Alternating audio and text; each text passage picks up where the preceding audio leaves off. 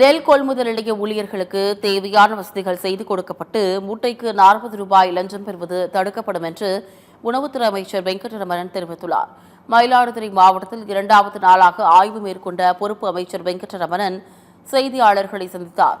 அப்போது பேசிய அவர், நுகர்பொருள் வாணிபக் கழகத்தில் 14 ஆண்டுகளாக பணியாற்றி வரும் தற்காலிக பணியாளர்களை பணி நிரந்தரம் செய்வது குறித்து உரிய நடவடிக்கை எடுக்கப்படும் என குறிப்பிட்டார்.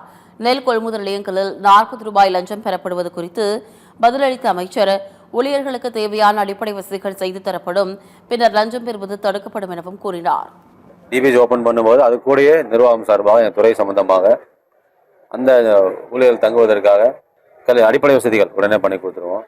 இந்த லஞ்சங்கள் இந்த 40 ரூபா பிரச்சனைலாம் இல்லாத அளவுக்கு இனி வரும் காலங்களில் நடவடிக்கை கண்டிப்பாக எடுப்போம். நான் எடுக்கிறது முக்கியமல்ல, அந்த சம்மந்தப்பட்ட பணியாளர்களும் சரி, துறைகளும் சரி, எல்லாம் ஆதரவு கொடுக்குறாங்க. சொல்லிக் கொடுக்குறோம், ட்ரைனிங் கொடுக்குறோம், அவங்களுக்கு தேவைங்க பூர்த்தி பண்ணி கொடுக்குறோம். கண்டிப்பாக இந்த குறைகள் வராது.